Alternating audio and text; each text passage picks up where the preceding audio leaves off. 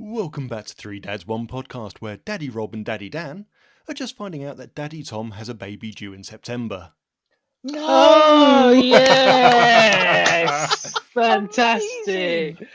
Oh, mate. Yeah, as you can see, I absolutely thought brilliant.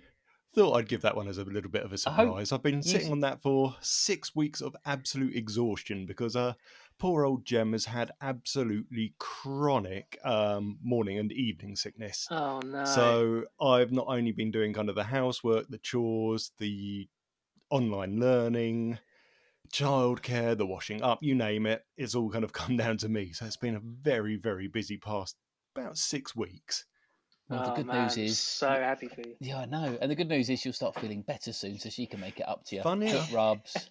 Today, it was the first day that Gem's actually felt fairly normal. Now she's overdone herself, so she's ended up in bed already before even my little girl was in bed. She was in bed first and asleep because she's obviously done too much today. But today was the first day she's actually felt normal. Now we found out in January, funnily enough, 1st of January, I think it was, we did the test after a year of trying.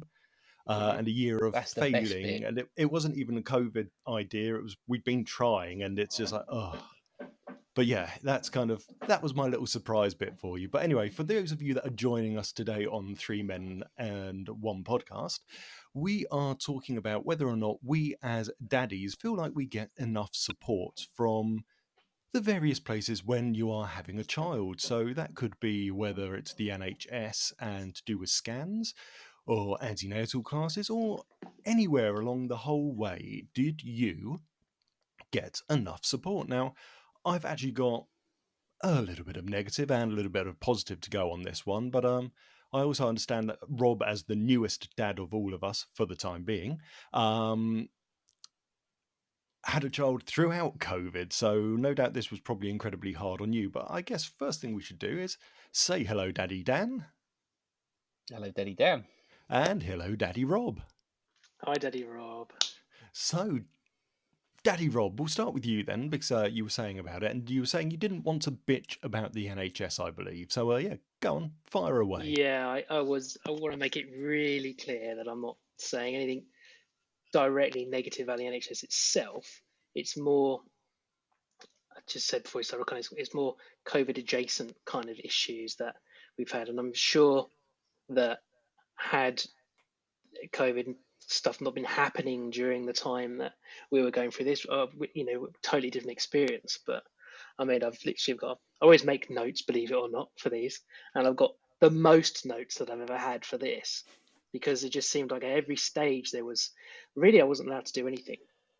When I was going through my notes earlier with my wife, I was like, I'm going to read you my notes and you tell me if I've just made this up or, I'm misremembering it, or, just correct me, because I don't want to go on and then just start saying things that aren't true. But saying that, from kind of my understanding of so far early in the stage that it is, actually, the women do get a lot of support, obviously, because that's what they need. And it is all about the woman. But there is, from the woman's side, and this isn't bitching about the women either, because they are doing an amazing job in what they're doing. But there is no kind of consideration of what's going on for us. We kind of get fed back from them, don't we? What's going on and what needs to be done. And I will volunteer this right here and now. This is not COVID adjacent. This happens to a lot of dads, including myself, through pregnancy anyway. But we'll get onto that bit a bit later, I think, because there's this whole process where it's the lady giving birth, and then at points the dads are just sort of ignored a little bit. And I think that's... Yeah. This from my experience of it, I was involved, I was going to say 3, but actually 4 times I had involvement. Conception I was involved in, believe it or not. That's the least amount of time spent, about 30 seconds. 25 seconds of that was, getting dressed.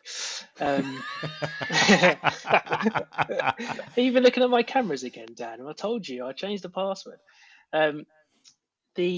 The second time was we went together to the midwife appointment, and this was like right at the beginning of lockdown. Hadn't started yet, no one was furloughed or anything, but people would start wearing masks, and hospitals are a bit kind of like, we're trying to be a bit careful really who's coming in. So I went to that, and then I was allowed in the first scan, and then I wasn't allowed until the birth. And it meant a lot of time of me, and the same with you, Dan, with your third, a lot of sitting in the car park of Luton Dunstable Hospital, which isn't the most aesthetic place to be sat in. Usually at like 2 a.m. or something like that. But you know what? At least with COVID, the hospital car parks have been free, which I think free really and empty. they need to stay free, don't they? Let's face it, that should be an absolute. It's just a money-making scheme, especially when you consider it's private companies that are normally kind of doing those car parks. So the NHS see none of that money really go back to them. Am I right, TJ, in saying that the NHS staff themselves have to pay for them too? The nurses. So that does depend on which NHS trust they're part of, but the majority of trusts, yes, staff have to pay a certain amount out of their own wages to get a parking permit to park in the staff-only car park areas, and that's quite expensive. That sucks. Yeah, it's just stupid, isn't it? It's not like you work in a town centre and all the car parks are managed by a private company in the town centre and you have to then work at a shop. You're working at a hospital, saving lives, potentially, and you've got to pay your money. Yeah. I think it's ridiculous. We have to pay money to go to hospital. I think if you can prove you're there for an actual appointment, maybe charge for the car park and have somebody say, yeah, you've been for an appointment, you've not been taking the piss, there's your money back. This is what we've always said, myself and Jen, we've always said that it should be a bit like the old Iceland car parks. You've proved that you've shopped here, you've paid your £1, but we will reimburse you your £1, but you don't prove it. You don't get the ward or the clinic to authenticate your ticket. Sorry, you're going to have to pay the maximum amount to leave. And that's not cheap.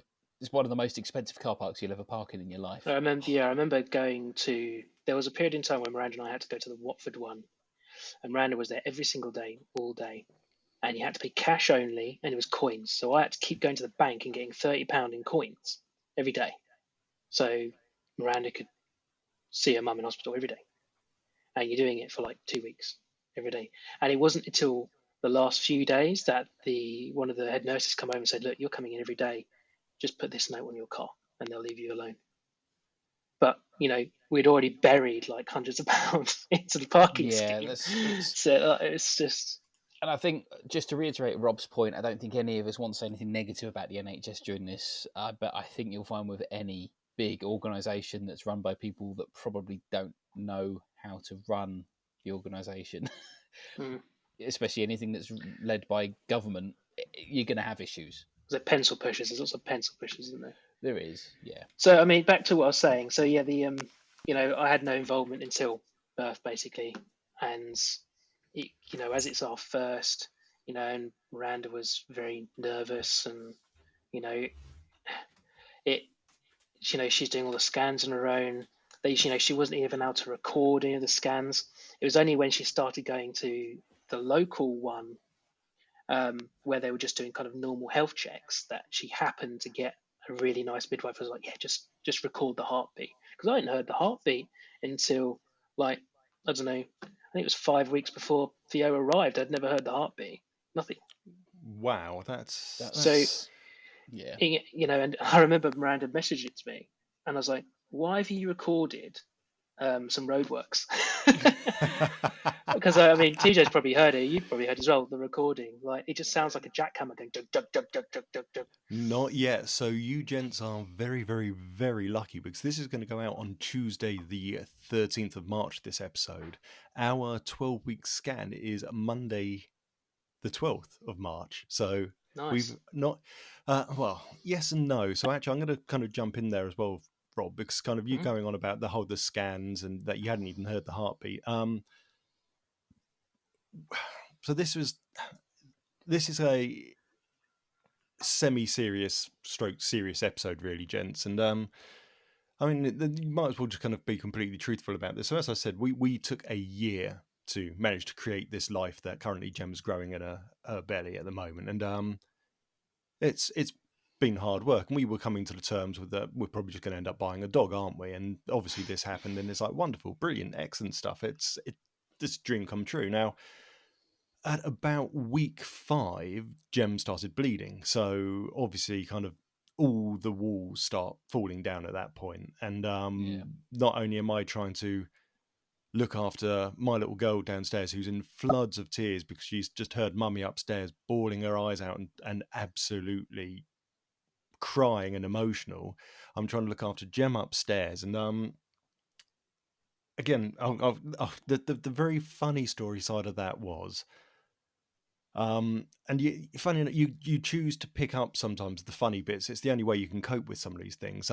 Just as I took Jem to Watford General, where we went, basically we'd phoned 111 or whatever the number is, and they said, oh, well, you can wait a couple of hours and someone will call you. And we thought, well, no, I'm not waiting around. Stuff this. It's taken us long enough to create this. We are getting an answer.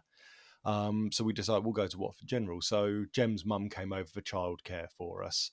And I set Katie up on Minecraft because that's her favourite thing to do and she loves it. And it just...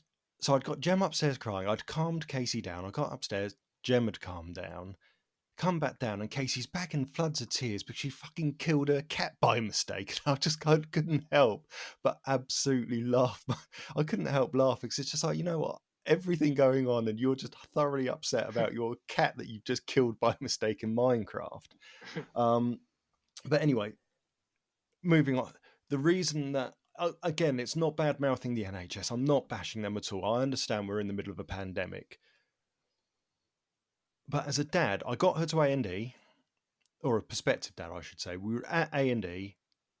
Out comes the nurse or the doctor, looks at me. You need to go and wait in the car. Yeah. Okay, so I've got someone that's highly emotional next to me, incredibly upset, and we're basically written on their notes. I've seen the notes. The notes have big, bold writing, threatened miscarriage. And what you're saying is you want to see my partner without me, and I don't know what's going on. So, yep, that's what ended up happening. So I ended up standing outside, pacing up and down, and Jem came out with a little letter saying, right, I've got to go for an emergency scan. So we finally found where the emergency scan was, and even then got told, nope, sorry, you're not welcome. So I stood out the front of the ultrasound department outside waiting, and it kind of just dawned on me then. And again, the second emergency scan was exactly the same, because basically you have the emergency scan and then they book one for about 2 or 3 weeks later to make sure there's the heartbeat and everything, and that it isn't what they thought it could be. And by the way, that's all okay. Hence the reason we've got the scan on the 12th to kind of actually start seeing what the baby looks like, not just a lump of cells. And then it kind of just dawned on me, as a dad, and even as a mum here, the NHS basically expect me to stand outside and wait for Gemma to come out and tell me that what's taken a year to create is basically coming out of her dead. How the hell is that fair on, the mum, who's basically being told, by the way, you're having a miscarriage. Okay, off you go. And by the way, you can go and tell your husband, your partner out the front of the building that this is the case, this is what's happening. That is not, I'm sorry, but whether there's COVID or not, for things like that, for the emergency scan, I don't agree with. Thankfully, we were very lucky. It wasn't a miscarriage. Yeah, but... there's, to converse that, sorry to interrupt you slightly, there's a lady, very funny on Facebook, and her name's Tied and Tested. Have you seen her, Dan? I think I might have seen her on yours or Emma's before. And she does a lot of comedy stuff about being a mum. And she one that sings? Yeah, she does. Yeah. Very funny. And it was heartbreaking. She went through that quite further along, and she had a miscarriage, and the husband was not allowed in any of it, any of the procedures, any of the consultations. She had to go through. I think I couldn't finish watching it because I found it so upsetting. And but I'm pretty sure she had to go full term on her own, with no support whatsoever. That's utterly disgusting. There's just no need for that. I know we're trying to protect the hospital staff and that there is the pandemic going on, but there are certain situations that the death of a loved one, I mean, they're even letting people go and see people dying on wards that have a couple of days left, make sure you can come and visit them just to say your goodbyes. But it's not considered the same for when it comes to the parent side. And I mean, even to an extent, our scan on Monday is at Hemel Hempstead. And Okay. I had a right go at the ultrasound department over this one, because at the end of lockdown 1, which is when I'm guessing you had your initial scans done, Rob. hmm So at the end of lockdown 1, there was such an uproar about this that actually the NHS turned around and said, okay, for the first scan, fathers are allowed in the room. Yeah. So as long as they're stood at the back wall watching and they're nowhere near, they can come in for the first scan. That was lockdown 1. So that was last year. Hemel Hempstead is still sending out their letter template stating only the mother to attend. There is absolutely no one else to be in the room. And it's completely wrong. When I phoned up, they said, oh, yeah, we haven't changed the template yet. Sorry, you're allowed to come to the first one, just not anyone after that. So how many mothers actually went in there without any support? And how many dads sat outside worrying their guts out over what's Yeah. going on in there? Well, I think this again comes to what I was saying before, without slagging off the NHS. There's too many pencil pushers, and these things like templates shouldn't be left to chance. There should be somebody there that's in charge of it. Important. And what I'd like to come back to with you, TJ, is I've been through exactly the same as what you went through, but with every single one of my children. So an important thing to mention here is bleeding can be bad, but it's actually a hell of a lot more common than you'd think. All three of our children had it all the way through. I think Alyssa, Rob, I think it was most of the pregnancy, wasn't it? Yeah. And we rushed in, and we've been through miscarriages, and we've had that experience, and I couldn't imagine Emma having to go to hospital and go through that without me being there. And this is again what I was saying about earlier, and this is not just during COVID. There's a duty of care there that they look after the mothers because that's what they're to do, and the fathers sort of put to the side a little bit. And this is another example of that. But then they're putting more pressure on the mothers. Yeah, but they're not looking after the mother as soon as they've finished dealing with that crisis. As soon as they've said, we're very sorry, this is a miscarriage, this is the steps you're now going to go through. That's kind of where they're pushing her out the door and saying, you're on your own, because they then have to walk to the car park, find their partner, and then explain all of that to the partner. Yeah. And they're not going to be able to do that. No, they're not going to be able to. What if I've got questions? Is that a case then? But the thing is, when you was allowed to go for the emergency scan, was you allowed in to see that scan at all? No. Either of them? None. So is it that it's wrong? But this is it's endemic. That sort of thing happens all the time anyway. But this is just a massive exacerbation of the whole thing because of the pandemic and what we're going through. Something like that. You think one example I can give, which is completely unrelated to dads and Captain Tom Price died. And there was pictures of his entire family going to see him in hospital because they knew he was going to die of COVID. And that was celebrated by the papers in the media.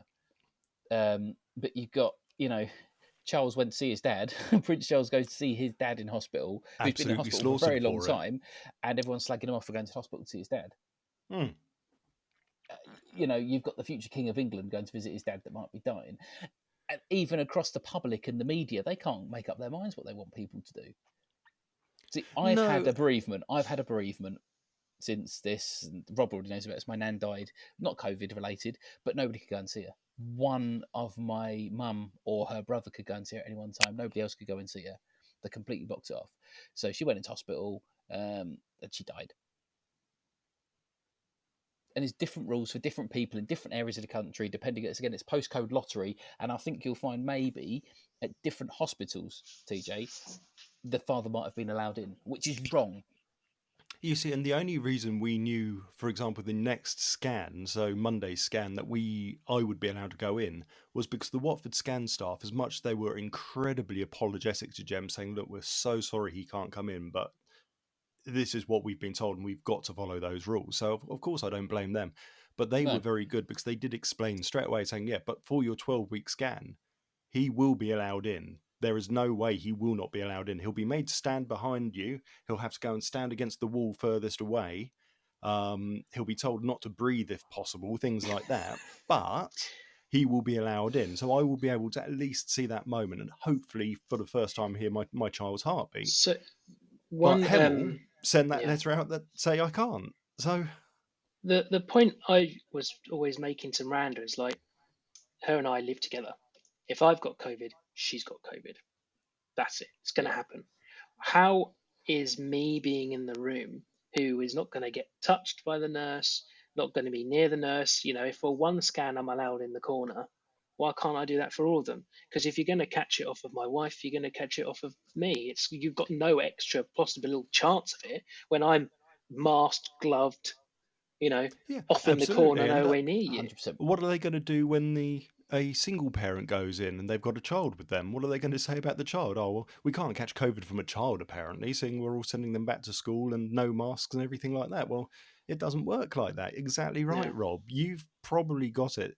Then your wife probably has it. Therefore, not seeing you isn't doubling the risk. It's I could pointless. only ever think is they don't want the extra people in the waiting room. It's the only reason I could think of it. But I would still go. It doesn't. and It be doesn't make stood any outside difference. anyway. It doesn't make any difference. So, without mentioning names, because this person might listen, somebody I know at a workplace had direct contact with somebody that got tested positive for COVID-19, so they had to take off the isolation period, and they couldn't go out, but their husband and kids could go out, and they rung to check this. And it's just like, well, hang on. So if you've got to isolate as a person in a household, you share a bedroom with your husband, you share a bed with your husband, you see your kids, there's no social distancing. But those three are fine to go out, even though if you was exposed to this virus, you would have been exposed on exactly the same day as your husband, Yeah. because you've gone home to them, which is exactly the same incubation period. But those three could go out and do what they wanted. Exactly. It the same makes rules. absolutely no sense. I've had one of those alerts saying you've now got to isolate for 2 weeks because you've come into contact with someone who tested positive X number of days ago. Jem and Casey, however, could go out and do whatever they wanted. And that's basically just saying that COVID doesn't spread between you. I don't understand it at all. It makes no sense at all. And in theory, in the hospital, all right, what you said about the waiting rooms is accurate, Rob. But anything during the pregnancy I had, there was no waiting rooms because you went in for your appointment and you went in. Or you was told to go back to your car and wait. So the risk of spread between households wasn't there. So it's nonsensical. Of course, they should have been wearing masks. We wore masks. We sat in A&D and wore masks. We went to the scan and Jem made sure she wore her mask. I even wore my mask outside. But the thing is, that's still not enough of an excuse to say for something such as an emergency to that couple at that moment. There is no excuse kind of for banning them from those scans, and so really at the moment the NHS are sat right in the middle of my expectations. I'm not thinking they're wonderful, I'm not thinking they're awful, and I never will, because I know they're massively pressurized, always under pressure, underpaid. But right now my expectations of what we're getting has been kind of very low, and the support that I feel I've got from the NHS as a dad has been, you don't exist and you've been no part and you'll be playing no part of this next 9 months of your child's development. We I don't understand that. we did private antenatal classes. Dan got to tell me, do you normally get antenatal classes just free? They just offer them to you. You can, if you want, you can go do them. Is that right? Yeah, So- they're part of. Do you something remember you your can- pouch that you got from the midwife with all Yeah. your documents in and everything? There was in ours, there's a little leaflet from Hearts Council and Hearts Midwifery, and it basically says if you go here, you can sign up for the antenatal classes, you can sign up for parenting classes, all free. Just follow the link and do We it weren't. between week number X and week number Yeah, Y. I don't think we were offered that. We paid to do this one. I think it's called PPB events or PBB events, and it's antenatal, and it was really good. We did it too late, way too late, because we only did one Zoom out of the 3 before the baby arrived. I was going to say, didn't you turn up to the second We second did. session with a baby? With a baby, yeah. I might have It's mentioned that easy. on We've done the it. before. I think that you should look that up, TJ, honestly, because that was really good. And they send you a little package, and then the midwife actually came round with a little hat and stuff for him. It was really nice. But there's a few things they said in that, which I was going to touch on anyway. But one of them was that the midwives that were running it and all the kind of midwives that they're all in communication with, they were all agreeing that the husband should be allowed to be involved at every aspect because they I thought it don't see was any reason why not. yeah, and they did not understand, and they were saying there's petitions going around between nurses and midwives to let the men in, and it wasn't them who were stopping. It was Oh, no, it it was wasn't. never, definitely not in the Lewisham one anyway, and in the Hemel one. And can I just say, because that's where they both worked. Can I just say here, although I've not had babies in any other place, Luton and Dunstable for birthing is fantastic. It was an amazing hospital for that. And I've got a little story actually. So I would have told Dan this. So we all the trips that we did to Luton and Dunstable got there really quick, no traffic, and then the one flipping day when Brandon's like, "Oh, my waters are broke," so we're in bed. I'm gonna tell you the whole story now, the birth story. So obviously it's midnight. Show the video, mate. Yeah. So it is literally midnight. Literally, my phone just turned from 11:59 to midnight, and we'd already been to the hospital because we thought that something was going on with Rand, and we were not quite sure. And they're like, "Oh no, yeah, come back whenever." And it bang on midnight. She's like, "Oh my God, Rob, I think my waters are broke." And I went, "Oh, stop it, Naomi, you just pissed the bed." Like, come on. And she's like, "No, seriously." And I'm like, "Okay, right, let's go." And because we landed at midnight, it classes the next day, which meant that we were not premature. By 1 minute, he wasn't premature, which meant we didn't have to go through a lot of other hassles that can happen, rightly so, for premature babies, but it meant that we didn't. And it's funny how literally a minute can be the difference between what they think is safe and unsafe, or premature and normal. And this one time we're going to Luton and there's traffic, loads of traffic, like tons of it.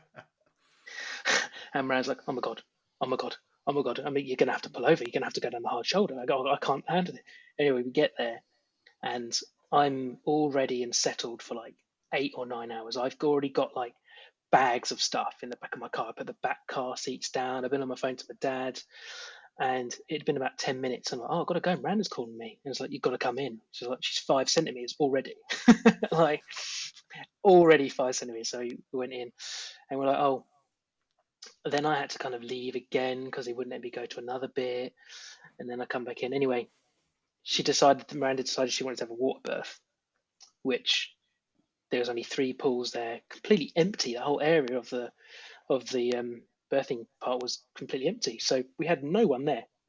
Excuse me.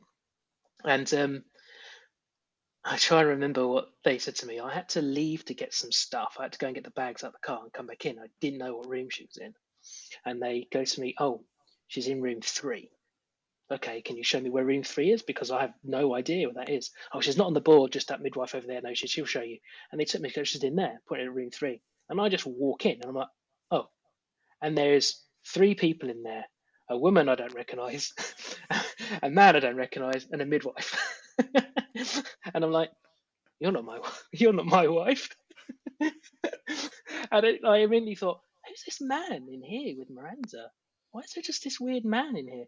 And the midwife goes, "Does it look like your wife?" and slams the door in my face. Oh, that's absolute. At least she wasn't on genius. all I fours love panting, it. giving birth. And then I turned around and it was all young girls were kind of the nurse, all of them in hysterics, like literally just laughing at, because that midwife must be known as being a moody woman or something, I don't know, but they're all in hysterics. They loved the fact that this woman had told me off. And just think, you're now part of that other woman's birth story, and a random Yeah. man came This in random and bloke saw my walked badge. in. Some weird man come in. And I said to him, I was like, "Come on, you told me she's in room 3. And I'm like, "Yeah, she's in room 3. And I went, "She's having a water birth." And they went, "Oh, water birth room 3. So they had to go around and get a fob. But beautiful. what was good about the water birth part of it, other than the benefits that Miranda said that she had, did you get a fishing net? Had a fishing net, yeah, and it did a bit of crabbing in there. And that's saying too much about the conditions. There was because no one else was there, they basically forgot about me being there. Yeah. So I was there the entire time. They never kicked me Nice. out. And that's not the story that I've heard from other dads that have just had kids or had it before. And like one of our neighbours, they went to a private hospital. Their baby must be about 4 months old now, and he wasn't allowed in at all for the entirety of everything. So he never saw a scan. He never went to any meeting. Wasn't allowed. I think this is in Leicester, a private boob hospital in Leicester, and he was not allowed in at the birth. He did not see his child until the mum came out 2 days later, because she had to be stayed in for 2 days. No, That that's not on. That's not So, on. And it could be worse. And that's I've got- private, don't forget. So this Yeah. is the other side. Yeah. This is them being even stricter. But people have been doing scans private, because the private places around here have been letting husbands in for scans. And we should also highlight this isn't just a UK thing either. I've got a very, very dear friend, Yanis, over in Germany, and he's had a baby last year, and he wasn't allowed into 90% of it. And in fact, he was only called in, I believe, for the birth when it was pretty much imminent. And as soon as it was done, go. You're not allowed to stay. You've got to leave. That's what I was worried was going to happen to us, because we had heard it was like you're allowed in at 7 or 8, and then when the baby's born, you leave. Yeah. Did that not happen to you, Dan? It did, yeah. I mean, with all three of mine, so I've had only one during the pandemic, obviously, but this was the weirdest, because you get there and you can't walk in. I carried the bag, and I must say, this is Emma's third child, and out there, you just have to know, you're never quite sure what your body's doing, because this is the third time we went in within 3 days, wasn't it? Because she was convinced she was having contractions. They even had her on the machine for contractions the time before, and they just stopped. Proper contractions showing on the machine. They went, "Oh, just go away," and we was expecting to go in there. So the next day went in, and again, it's always in the middle of the night with Emma. I can safely say now, after 3 times, she will always wait until the most inconvenient time to go into labour. But I carried the bag in, not allowed past that door. So she had to carry the bag for the last bit, and then I had to go and sit in the car. And I remember when I went, I had my tablet with me, and I was playing Xbox online with you via streaming, Rob. I took my controller. And it was actually that controller you lent me, TJ. That's why I needed it. Yeah, playing Sea of Thieves, I think, over it was a nice little wink. I was playing Sea of Thieves. And I sat there for hours, and I stopped that, and I was reading a book, and I was just, it's cold. You can't leave your engine running the whole time. I'm sitting there with jumpers and all this. And all of a sudden, you get the call to go in, but you have to go straight to the room.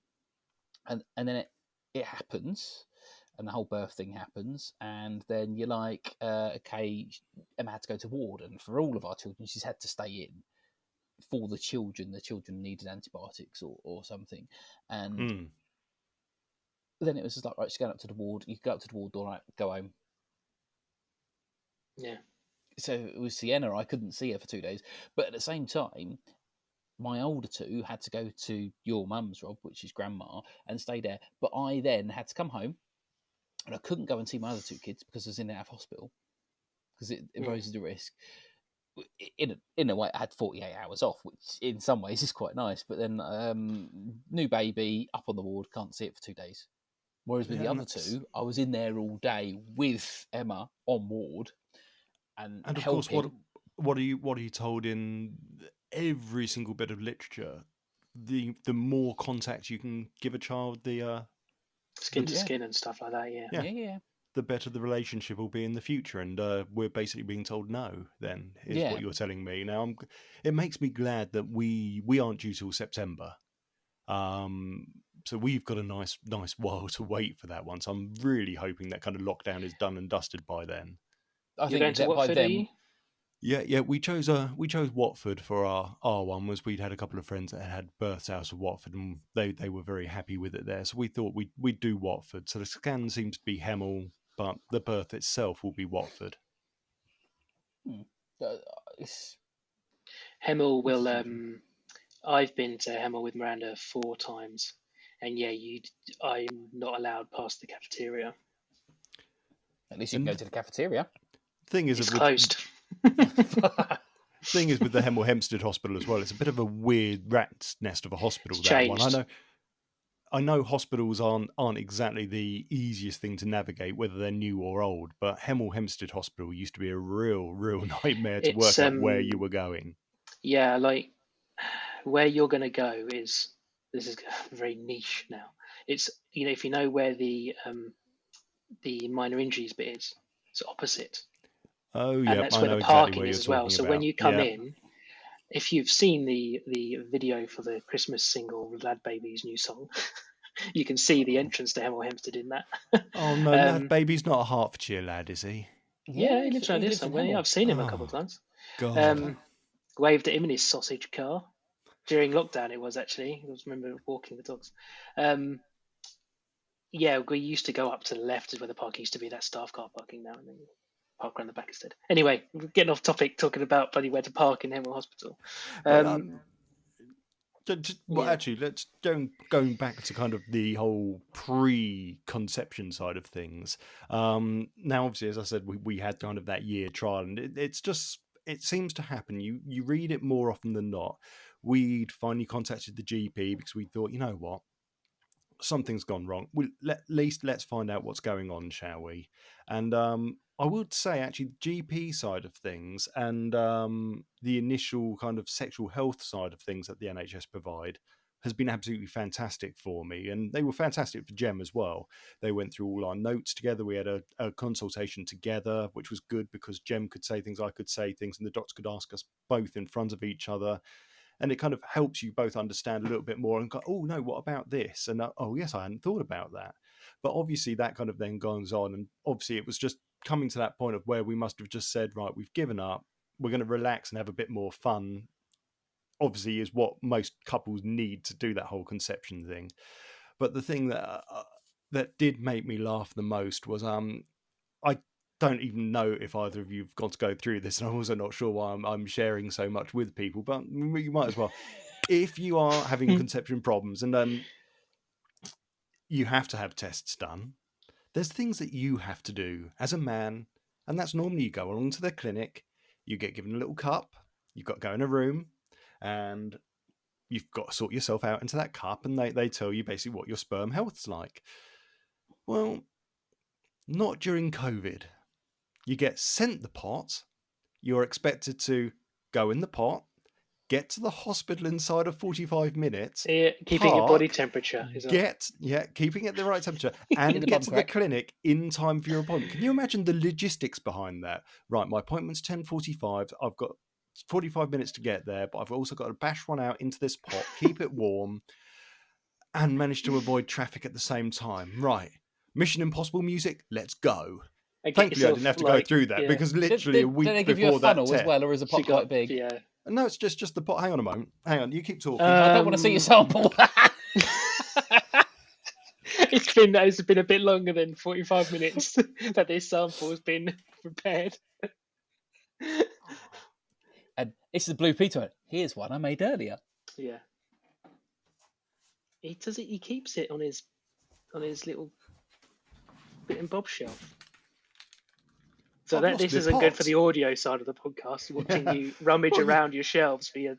I was hoping you two might have taken over on the talk there. No, we were talking. We were talking about you. I couldn't. I thought I had the pot still. I didn't think I'd got rid of it, but But you rinsed it out and kept it for later. Well, I think we dodged a bullet there, Telf. We never even got to the point of filling it up. It was literally the week before the appointment.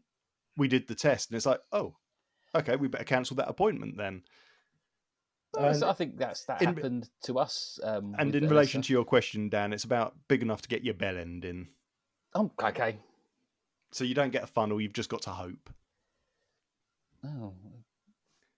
Baby wipes on hand. Though, I suppose, doesn't it? This is going downhill quickly.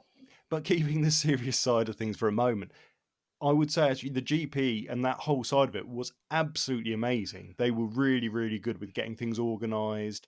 The doctors were really good on the side for me as well, for kind of my health and for my tests. They were right, we're going to email you these in the next hour, get them back to us, and then within 24 hours we had things like letters in the post saying, here you go, here's your appointment ready to go, as your doctor promised. Which was, it was really, really, really good. So I felt that's one of the reasons why actually kind of the NHS is kind of in that middle space at the moment with all the negative that I've had. That was actually really, really good. Not that it was needed in the end. And again, it made me laugh as well when I phoned up the clinic to say, I don't actually need the appointment because it's it's all turned out all right. She cheered and clapped down the phone at me. And Brilliant. you know what? I thought, no, you know what? I'm happy about this. So yeah, damn right, that's awesome. Yeah. It's like, he got laid. He got laid. I want to fast forward now to Ooh, okay. post birth. So a couple of things I want to say, because we were obviously still doing this PVB. I wish I could remember what it was. I'm going to have to look it up. Antenatal classes. Obviously, we did the second two lessons after we had Theo, so it was a kind of a bit pointless, but we just did it anyway. I'm glad I'm here because I haven't changed the nappy yet. It's been a week. Yeah. Can somebody tell me how to change the What nappy, do I please? do? Look at it. Yeah, I remember we sat through the second one going, God, I wish we knew this last week. To be fair, I can imagine, Rob, you must have done a Lion King moment on that Zoom. Take a look at this, everyone. Pretty much, yeah. Miranda just started it. And she's like, "Oh, Rob, we're in a second." And I just had Theo stepped in and sat down, and they were like, so really, two things. So one, it's really important for the mum to get like a post-birth physical, be checked over and make sure things are okay, because things tear and they get problems with like their diaphragms and all kinds of, it can lead to all kinds of problems. And After Casey, Jem ended up in hospital for a few days with sepsis. Yeah, as a key point. They should never have sent her home, but if it wasn't for the monitoring to see that she had a higher temperature and she was shaking, the midwife sent her straight back to hospital. No one would see Miranda. No one would. Ooh. They just would not see her to do a physical check. And Miranda was like, they were like, "Oh yeah, so this is going to be your check, and it's going to be this time. It's a phone call." And we're like, "How can you physically check Miranda's okay in a phone call?" And that's what it was. Our doctor called up and gave her a physical over the phone. So again, we had to pay private for Miranda to actually see somebody, to actually be looked over, to make sure she was okay, because she wants to go back to playing netball. And so we had to go private and got kind of physio stuff. That had we seen the doctor at the right time and been checked properly, could have been avoided, because they would have spotted certain issues sooner. There are certain minimums that are expected. There's certain minimums that are expected as part of the service. Let's forget, the NHS is free, but it's not free, because when we work, we pay into it for our entire lives, and so it's not something you just, we do invest into this as well. So there's certain minimums I think we all expect, and to have a physical check after having a baby, I think is very important. Damn right. I think as well. I at no point. All right, okay. So I only went to the first meeting and then the first scan. Postnatal depression is a real thing that women go through, but men can go through it too.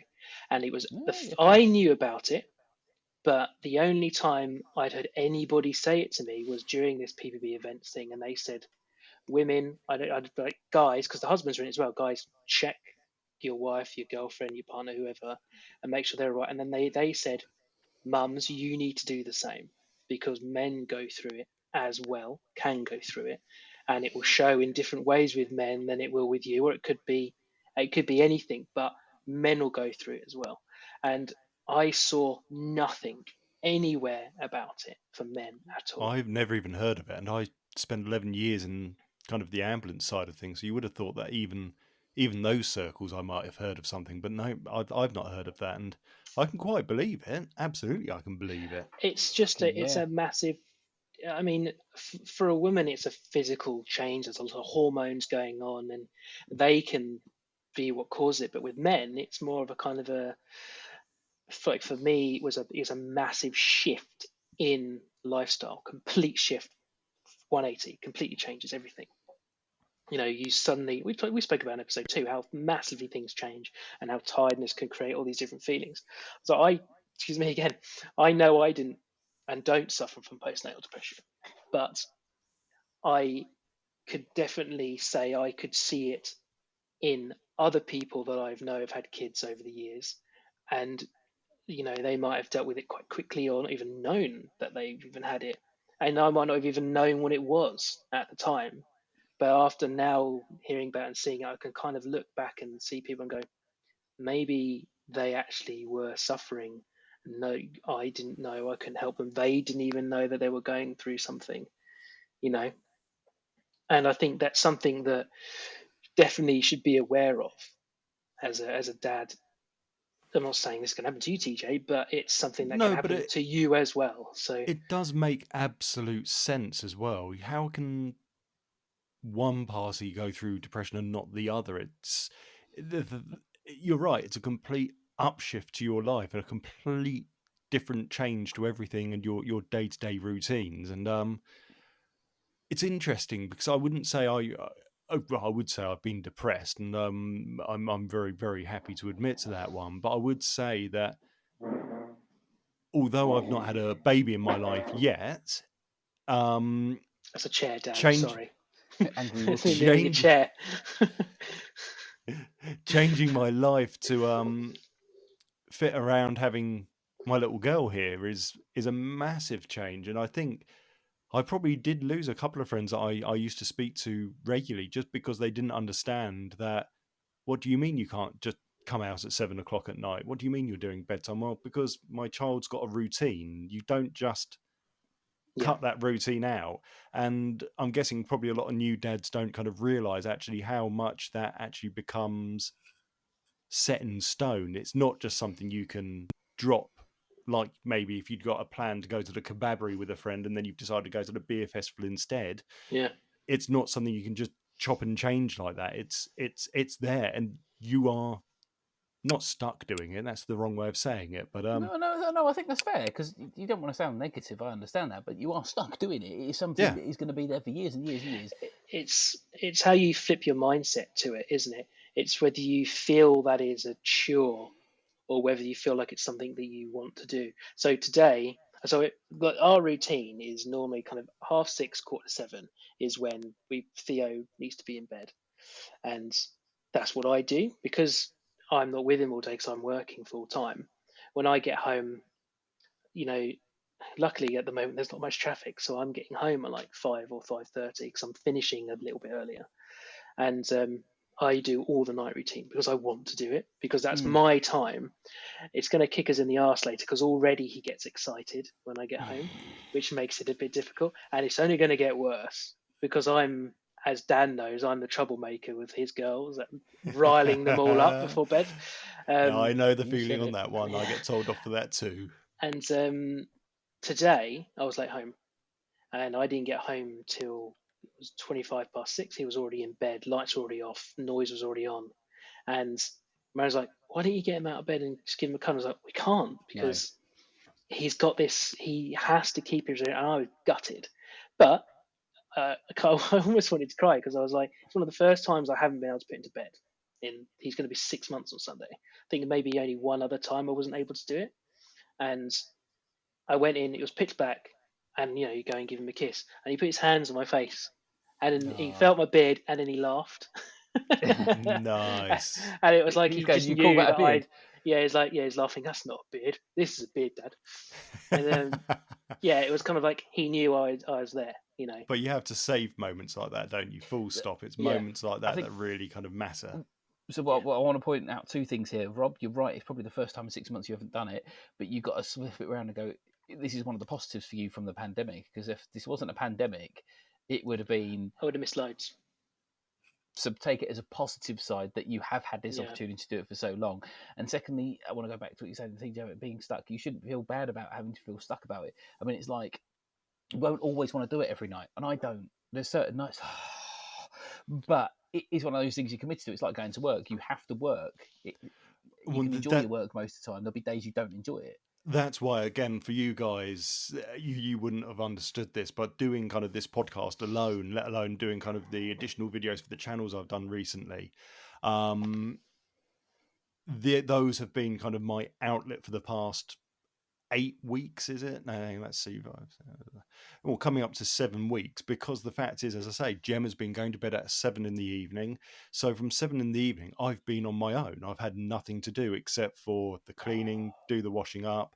I've done all the kind of the child work. And this was the thing. It was getting to the point as well. And it sounds bad, but as I was just looking at bath time, it's like, yeah, you know what? Let's just have YouTube in the bath again. I really don't care at this point because I can't face playing with Barbie yet again in the bath because I'd done 5-6 weeks straight of the bath times at this point, and it's like, wow, it's just this is getting very, very, very real all of a sudden. And you're right, it's not feeling stuck, but being stuck at the same time. Yeah, there's And nothing then wrong that's with kind it. of, you realize how much you share with your partner, doesn't it? It really does. When one of them disappears for one reason, whether it's illness or they've disappeared for some reason, I feel very sorry for all the single parents out there that have had it thrust upon them through no fault of their own. It's a very, very different world all of a sudden. It really is. It really is. And when you add additional numbers to that, it increases. So this, I want to bring it back a bit to you've moved forward now to post-birth. I want to bring it back a little bit to the actual birthing. I want to go through my experience of my first daughter. Yeah, please, because born. we haven't heard much from you at all today, Dan. So yeah, no, go for it. Please do. No, it's been hijacked a little bit by the COVID lot. No, so when you're having a baby, it's not all. I mean, I know we used to watch One Born Every Minute all the time when the baby thing was happening, and it's nothing like it is on TV. We've already discussed about how the waiting around is and everything. It's not quite as nice. Now, in the first birth, there was so many people in this room, and it can be like you're at the theatre and you're not even part of the act, just you're the lighting guy because this is act going on next to you. So we had in the room, because there was some grunting, which is where there's a bit of fluid on the chest or something, or the baby's come too quickly, and so we had a heart doctor for Emma. We had a heart doctor for the baby because they weren't sure what that was going to be. We had an anaesthetist there. We had a supervisor, consultant for Emma's heart doctor. We had a supervisor consultant for the baby's heart doctor. You had 2 midwives, one either side of Emma. You had 1 midwife down the other end of Emma. You had 2 midwives working on the baby that had just arrived because of this grunting thing. And at this point, the baby had arrived, and it's not glamorous. It's one of the most, water births might be different, I've never experienced it, but it's one of those goriest things you will ever see happen to somebody that you love. It's not pleasant. There is so much blood and gore that they don't tell you about. Okay, so that's the first thing. Be prepared for that. And then you're sitting there, you're going through it, and you're part of this something amazing because you're helping your partner give birth. And once she's given birth, they're exhausted, and the midwife's seeing to them. And there's the whole afterbirth thing, which is the worst gory bit that happens, really, during the normal birth. And then they're doing all that. But during this time, you had all these people talking, and you had somebody dealing with Emma and somebody else talking to her. And at that point, Alyssa was put into her arms, and I had a quick hold. Then all of a sudden, I noticed they took her away.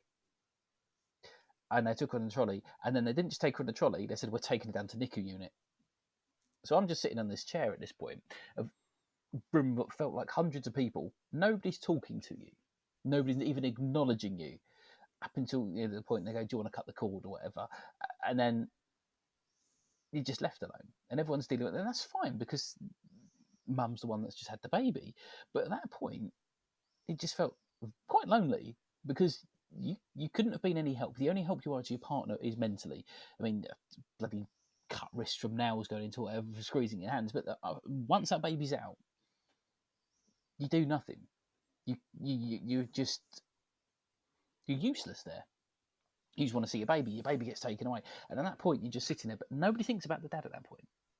Everybody's doing their little jobs. But this is again, there's too many people there. There was a consultant for the consultant for the consultant, all standing there having a discussion, and then you then get told at that point. I got told then you've got to come down to NICU so you can do this and see where it is. And then I had to get up and leave. I didn't know what was going on this side. I didn't know what was going on that side. And then, right, going up toward actually now visiting time's over as well. So you have to go. And at this point, Emma was in one ward, Alyssa was in the NICU unit, and I had to go. Yeah, it's funny. So when this little one was born, she didn't breathe properly. Well, she didn't breathe at all for the first few moments. So she was rushed out the room. And that's kind of led already to Jem saying, my one job when I'm in that room, once baby is out, is know where that child is going and follow it. Yeah. And it is... and it comes down to the point is, for all three children, once a baby's born, they will turn around and go, do you want a cup of tea and something to eat, some toast? And each time I've been made tea and toast, and so has Emma. After that one piece of fucking toast and cup of tea, they will come past you, right? It doesn't matter how long you're in hospital for and how much in that thing, they'll come past you, ignore you, and go to Mum, do you want a cup of tea? Can I get you anything to eat? Can I? No, you can't. No, it's just for her. We didn't have that. I mean, we were offered, like, at first they only offered the tea and toast to Miranda. Completely ignored me.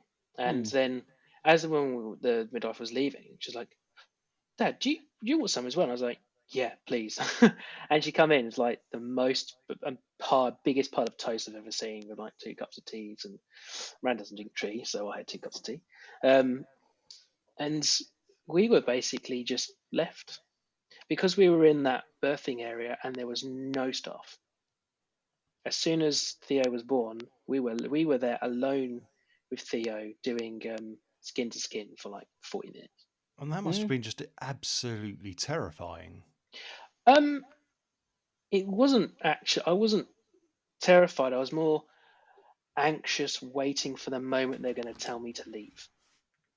Yeah, I know exactly what you meant, because it's the same as when. It's the same as when Sienna was born. It was a case of we had to go, and it was shoved out as quickly as possible. We then went from that birthing room to then kind of the other room. They're like where we would have had Theo had we not had the water birth, and we were just told to wait in there. And then I just did skin to skin. Miranda was knackered. She did a bit, but then I did it. I felt like hours. We were sat there. You were probably quite lucky at that point, because there's certain things they do. I was super lucky, yeah. Yeah, there's certain things they do, and then once they're done, you've either all go or you go and she stays. Yeah, and I think because literally at one point I think I left the birthing because we were sent back into one of the other rooms. And told, the midwife will come round and evaluate you guys, and you get another check, don't you? They do like a heart check, and because of my sister's heart problem, they check Theo, so we had to wait for a particular nurse to come and check his heart, and everything was fine. But after she left, no one come back, and it was about an hour, and like, well, when are we allowed to leave? And I had to go and find a midwife to come, and it's like they've forgotten we were even there, because we were past this security door, which no one else was behind because of the water birth, that we were just forgotten about. And then I had to go and get the car seat, and then when I come back, I then had to find somebody with a fob, a particular nurse with a key fob to let me in. Luckily, one of Miranda's netball friends is a nurse and worked there. And happened, how you said how Emma had to walk in with the bags? Yeah. By complete chance, it was Miranda's friend that was there to collect her, to show her where to go, and she took all the bags off me. Because I was the same, Miranda was going to have to carry these 2 bags, and you've seen Miranda, she's tiny. And she's massively pregnant, and like any minute about to give birth, because she was 5 centimeters at the time. So, and then we got so lucky that it was Miranda's friend that was there. Welcome back. And was apologies about that. That's all right, mate. Bless her. That's the whole point of this podcast, isn't it? Things like that. Yeah, absolutely. The problem is my door's fairly soundproof, so she must have called, and then she's wandered down, and she says she has a nightmare, and she just needs a pee. We all know what that's like. So she's already asleep again, bless her. Oh, Oh. bless. I was just saying about how we were just kind of left alone for quite a long period of time after Theo was born, almost forgotten Yeah. about. I couldn't imagine that Yeah. with my first, because with Sienna, I would have loved that.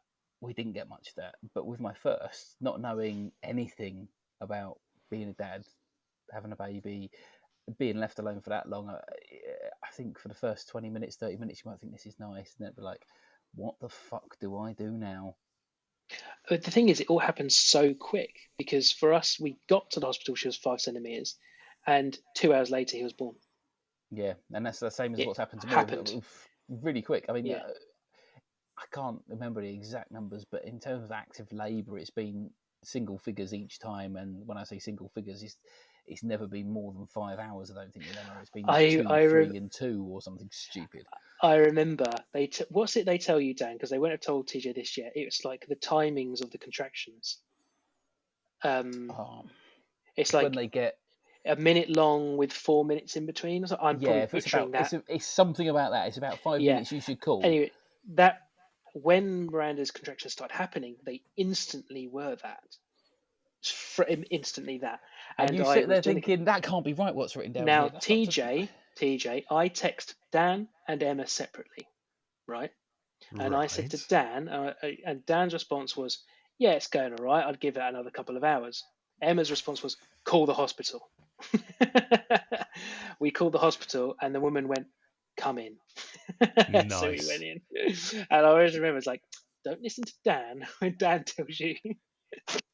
Listen to Emma. We've had the same, but this is the same with the professionals. So Emma's given birth so quick. With Alyssa, we didn't know what was going on. Her waters didn't break. She went in. We was actually at the cinema when she started having contractions. Do you remember she was moaning? We were watching Avengers, right? Age of Ultron. And she started having contractions. And we were like, yeah, she's well early. She was like so many weeks early. It was like, don't be stupid. It's just that, don't be stupid. So anyway, she got home. She's still having contractions. And she thought they were painful until the real ones come. And it's like, Jesus Christ, okay, this is actually happening. Now, with the second and third ones, with the first one, you don't know what you're doing. And you go in, you just do whatever they're told. And it's like, everything happened so quick. And when Evie come, we went in, and this was pre-COVID and everything. So it was going, right, okay, she's having contractions here. You go into a room first, TJ. So you need to be aware of this. So there's almost like a reception room with beds that they come and check you to make sure you're actually in labour before you go through to the birthing suite. So we went into there, and I'm like, look, she's contractions of this. You need to check her straight away, because last time she went really quick, and they're like, no, that's right, go and sit down. No, we really need to get a move on here, No, I'm bringing all the bags in with me already like that, because they say, go and get your bags afterwards. I brought them all in. They're like, can you check her, please? And it gets to like half an hour of being in there. It's like, can you check her, please? She goes quite quick. And no. So anyway, this woman come in and checked, and the face went, no. Oh, shit. Quick, get it moving. Yeah. Because they don't believe you. They think they know. And this is just, again, to prove no pregnancy is the same. It's almost down to, you're just a panicking parent. We know the medical rules as to what happens, but and it's happened the last doctor 2 times. will tell you, you should trust your patient. If they say something is wrong, there's probably something wrong. Well, Emma went in with Evie saying, I need to push. Don't be stupid. I actually need to push. No, don't be stupid. I was like, you need to check her. Just check her now. And then at that point, they're like, shit, get her in the room. Quick. And it just goes like that. Exactly the same happened to Miranda. She's in the pool, and she's like, I've got to push. And the midwife's there. She'd been writing. It's all been happening. So she didn't get time to get a notepad. So she was writing it all on her leg and on her clothes. And she had just gone out to get a pad, and she was writing it up. And she's like, oh, no, you don't. Just looking away. And Miranda's like, no, I've got to. She goes, way too early. It's been like only an hour and a half. You've got ages. And then she's like, right, I'll check. Oh, okay. Off we go. Right. There's 2 types of midwives. That's something I've learned. There's 2 types of midwives in this world when you go in to give birth. There's the ones that go, don't be silly, you don't need to push yet. And there's the others that go with what your body feels is telling you. And they're the best ones. Well, I mean, she was a bit like that. I think she was just like, it can't possibly be this quick. It's your first baby. You can't possibly be having a baby this quick. Yeah, so we haven't got the measure of our midwife yet. Gem's pretty happy with us so far, but we'll have to wait and see, I guess, kind of how that pans out. But It's going to gents, be, sorry, just quickly, it's going to be interesting over the next few months to see how it is for you. Because we obviously, well, Dan went through kind of before the COVID stuff and then during it, and mine was entirely during. And now you're kind of like, hopefully, at the out of tail end, where you're going to start being allowed things opening up, and hopefully, fingers crossed for you guys, by the time it comes in, whenever the baby's due, you won't have any issues at all. yeah, fingers crossed, and that's what we just really hope for. We want this lockdown to be done, and we want safe, secure, nice happiness sort of thing. Yeah, we know the gore, the guts is coming, and Jem's very panicked about that one already. But you know what? It will be what it will be. It has to be done, and fingers crossed we'll have a nice, healthy child at the end of it. But, gents, we are hitting that magical hour mark. In fact, I think we've probably just gone over it. So, what I would say then is, it has actually been a serious episode for once, and it's been quite an eye opener for me. Now you know my circumstances anyway, but let's very, very quickly end it like we normally do with all the other podcasts. So my one bit of advice will be to any dad out there that is kind of going through this right now: learn to control yourself. So during that entire threatened miscarriage episode, I don't think I've ever been so calm. And yeah, I did need to have a breakdown at one point, and that wasn't holding it in unhealthily. That was, everyone else needs to come before me, especially Jem, especially as my little girl. You will find a time, and make sure you find that time to have that little breakdown, but remain calm. Everyone can do their best. It will be what it will be. No matter what you do, it will be what it will be.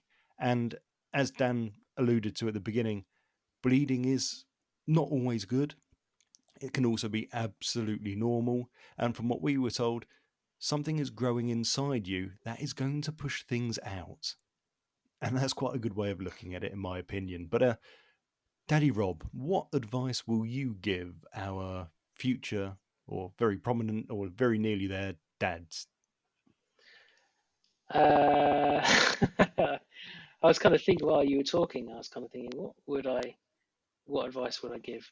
Um, I think one thing I should have done is I probably should have done a little bit more research beforehand about things. I have very much missed to leave it to last minute. I think don't be scared. Don't It's fine to be scared and be nervous, but don't be anxious of the moment for when it comes, because when it comes, something just switches and you Yeah. just get into the zone and just be like, right, this is the job that we've got to do. Because I don't know what it's like with all women, but with Miranda, she was so focused on her own thing that you've got to have a responsibility to be like, okay, well, we've got to make sure we've got this. You've got to have your own responsibilities, and you just get into a zone and just go with it. And I was very much, I worry about it afterwards. Let's get Miranda there, get Miranda okay. As soon as she's there, then we can sort my own mess out afterwards. But Yeah. it's fine to be scared. It's fine to be nervous and anxious. But when it comes to the moment, those feelings will go away, and you'll just have one drive to help your partner. And then after that, when you see your baby for the first time, everything changes. Absolutely everything. It is Yeah. literally like something just changed. I know people say it like very well, same for you. I know that you've got your little one already, TJ, but something will change. And it's instant. For me, it was instant. That moment that he come out of the water, and because we didn't know what we were having, and they were like, "Dad, is it a boy or a girl?" That moment when and then obviously he started screaming. Yeah. But Oh yeah, shit. just it's all worth it in the end. All of the kind of stresses you might be feeling and all the kind of anxiousness, it does go away. And for me, it went away instantly because you just got in a zone. And then yeah, it all just changes after that. But just stick it out and look after yourself and look after your partner, really. Nice. And Daddy Dan, what advice are you going to bestow upon us? This has been a lot about the dads and how what support we've got. So the best bit of advice I'm going to give you is do what research you need to do to keep yourself happy, but understand that 99% of the stuff you read up on will not be relevant. I've had 3 children now, and for the first child, I sat there and read textbooks, what to expect when you're expecting, all of that nonsense, you know. And I tell you what, didn't help one bit. It's just the baby comes and that baby needs a certain thing, and you just learn how to do it. I think Rob's going through it now with feeding and weaning. It's not the same. You just find your baby is your baby, and your baby needs different things from what the textbook said. It will need different things from what every midwife. We've had midwives in the same room that say completely different things from each other. It's down to you and the way you want to do things. As long as you're a responsible adult that's going to be a parent, you're going to be fine. Amazing. I think one of the best resources is other parents. 100%. More than some other things. And I am absolutely going to be bouncing ideas off both of you over the next few months. I can tell you that much. One thing I'm going to say now: do not feel pressured to go for breastfeeding only, because there's certain midwives that will push it. There's others that don't. But you know what? This formula milk now, we tried breastfeeding the first one, it didn't work. We didn't feel pressured with the other 2, and the formula milk is designed to completely replace it. It is 100% fine, and if you want to breastfeed and you can't, it's fine. If you can breastfeed and want to do part on part, it's fine. Go with what you feel comfortable as a parent, and don't let other people pressure you to their ways. And I'd probably say there as well, try not to be the person that goes, aren't you meant to be doing this to the mum? Because they've already got enough stress going on at that point. And especially when it comes down to the breastfeeding side of things, if they aren't able to breastfeed and they've got someone saying, shouldn't you be breastfeeding? That's a massive negative impact you're causing there. It's imagine saying, well, aren't you meant to be spunking inside of me right now? Well, if you can't, you know what? That's going to make you feel absolutely dreadful. And now it's not a good place to be if you start imposing shouldn't you be's on people. Yeah, and I'm going to say this as well. Around breastfeeding, I think. Yes, it is. But what Rob said, the best resources are the parents, but don't be one of the parents that gives advice when it's not asked for. Let somebody come to you for advice first. Exactly. Perfect. I think I'm pretty good at that. Well, Rob insists that no one told him about any of the things that he's experiencing at the moment. I think it was episode 1, wasn't it? When Rob basically said all the parents didn't tell him anything. It's because you started your lessons too late, mate. Could have told me something. Well, ladies and gents, what we'll say then here is thank you very much for listening. You can find us on Twitter at 3dads1podcast. In fact, no, it's at 3dads1pod. One day I'll get that correct. You can also find us at 3dads1podcast.co.uk, where we will be getting posts up at some point. You can find us on your podcatcher of choice. We are on iTunes, Spotify, Android, you name it, we are there. And if you really, really, really would like to, you can also send us an email at 3dads1podcast@outlook.com, or you can leave us a voicemail at anchor.fm. Just type our name in there and leave us a voicemail. Otherwise, I've been Daddy Tom. We've also had Daddy Dan and Daddy Rob with us. Thank you for listening. Bye. Love you. Leave a review. It does help. Oh, absolutely. If you can leave us a review on iTunes and those various sites, it does mean we get prioritized and suggested to other people. And that may not be a good thing, but let's find out, shall we? See you later. You know who you are, voicemail. Oh, yes. Yes, come on. I've been told about you now. You're meant to be leaving us a voicemail. Right. Bye-bye, everyone. Bye-bye.